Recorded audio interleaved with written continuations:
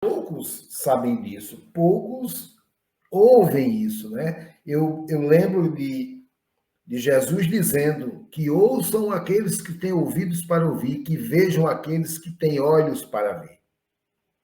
Isso é fantástico. Jesus se referia aos olhos e ouvidos do Espírito, não é? Então, passados mais de 2000 anos, o nosso mestre deixou tudo aí, apontou a direção, mas não sei, não houve assim um eco, não é? Não ecoou como deveria. Mas acontece uma coisa que para mim é fantástica.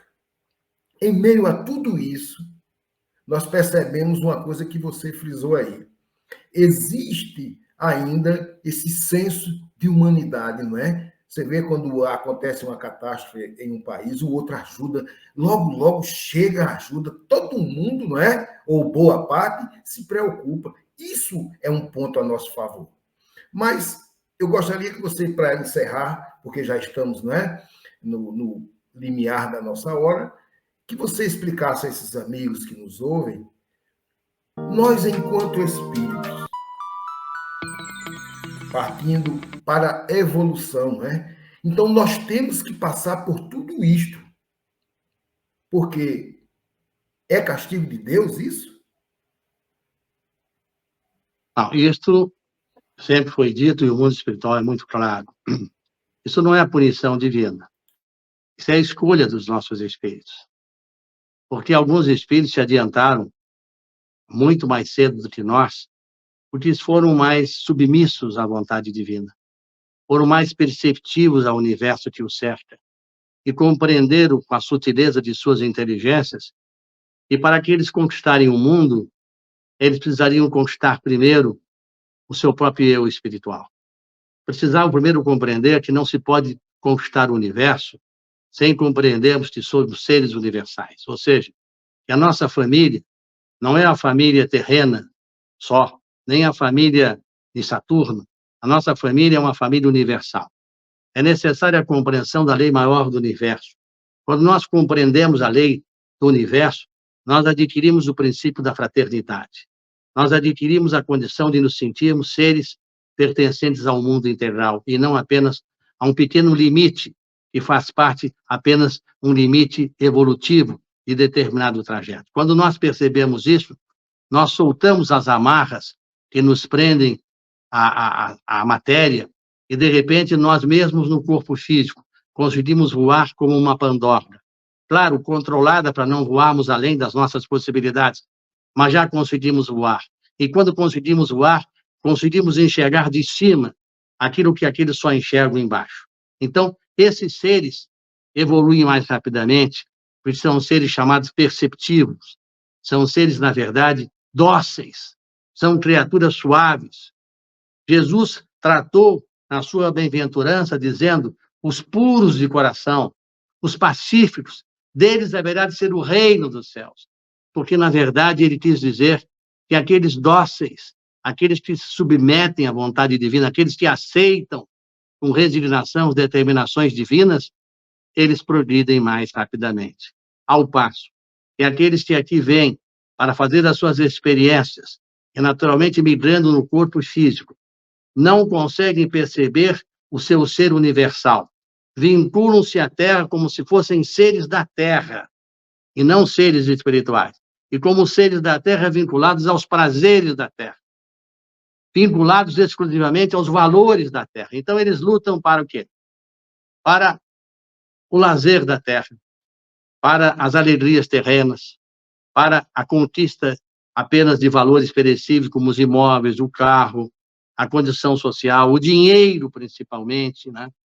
Essa moeda que tritura tanto, arrasa com tantas condições, bom, porque é uma moeda que foi feita por uma intenção e foi desvirtuada pela sociedade no seu prazer insano e enlouquecedor das vantagens efêmeras. Bom, o que acontece? A criatura se deixou arrasar e se deixou sensibilizar. De tal ordem que ela não consegue perceber a sua natureza divina. E então, o que acontece? houve um avanço da ciência, houve um avanço das mídias, houve um avanço das informações. E ela, ao invés de trazer nisto vantagens ao espírito para perceber aonde o universo que o cerca, trouxe muitas desvantagens, porque ela gerou o quê? Os meios televisivos com informações criminosas desnecessárias, sadismo, roubo, bandalheira, safadeza.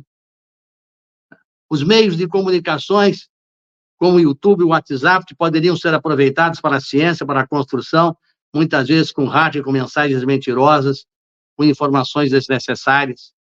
Ao mesmo tempo que os aparelhos de comunicação servem para informar o mundo, apenas informam o que lhes interessa, e o que lhes interessa, na verdade, é a parte ruim da criatura, dificilmente mostram as partes boas que a criatura constrói, como eu digo, que o bem não reluz para essas entidades, porque reluz é a violência, é o sangue, é o vício. Então, nós deixamos de mostrar os valores maiores e, ao mesmo tempo, usamos os meios de comunicação para quê?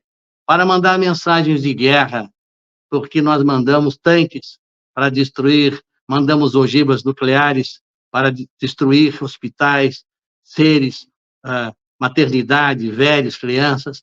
Nós vivemos ainda o inverso. A tecnologia que nos foi dada à disposição para o avanço da criatura social e fraternal, infelizmente, não consegue, quando o ser migra no corpo da carne, a sedução e a vivência dos espíritos trevosos ao lado deles, seduzindo com atitudes que prendem, que vinculam o espírito à matéria e, como consequência, as suas próprias dores, fazem com que eles, mais uma vez, desencarnem, obtendo insucesso. Então, como eu disse, de 8 bilhões, praticamente, de criaturas, digamos assim,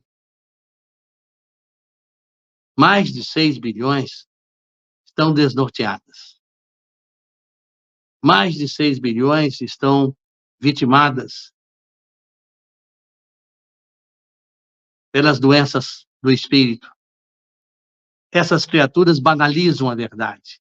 Para essas criaturas, a mensagem divina é algo que já foi dito no passado, que não tem sentido maior. E dizem mais, é preciso viver um momento.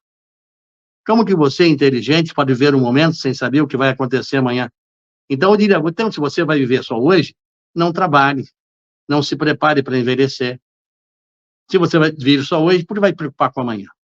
O amanhã é o que a misericórdia divina nos oferece, não só do ponto de vista da nossa labuta na carne, que o processo é encarnado, mas principalmente para granjear os tesouros espirituais. Para que vocês tenham uma ideia, eu vou falar aonde eu visitei mundos espirituais, e vou citar o exemplo do nosso lar, que todo mundo conhece, porque André Luiz mencionou.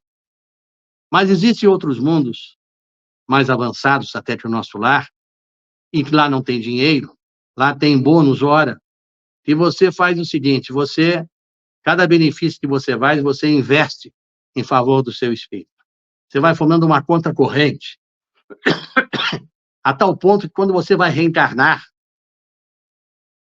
você vai sair, por exemplo, do nosso lar para reencarnar na Terra, vamos chamar, para vocês entenderem, uma instituição tipo um banco, onde consta na contabilidade divina os valores de bônus hora que você tem.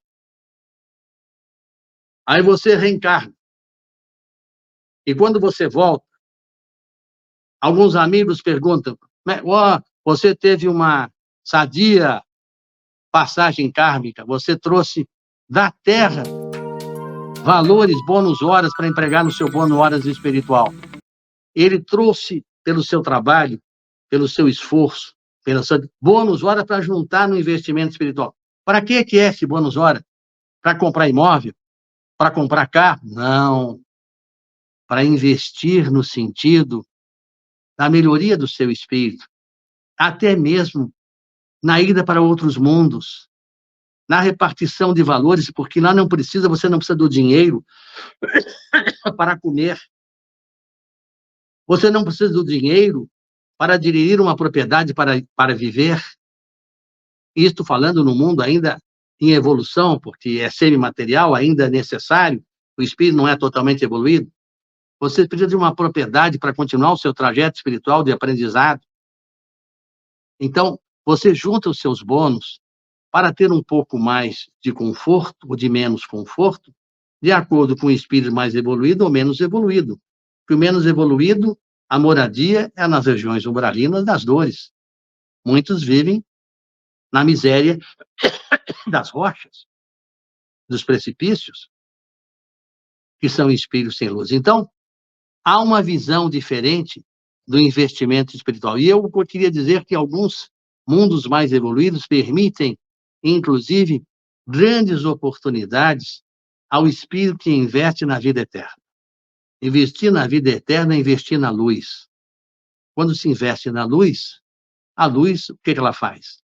Ela apaga as trevas. O amor, o que faz? Destrói o desamor. Então, quem obra, faz o bem. Quem não obra, fica banalizando a vida à espera de oportunidades que, às vezes, não lhe serão tão favoráveis. Então, meu irmão, acorde de uma vez. O tempo está muito rápido passando. Você não terá tempo se não empreender de uma vez por todas tudo o que precisa fazer.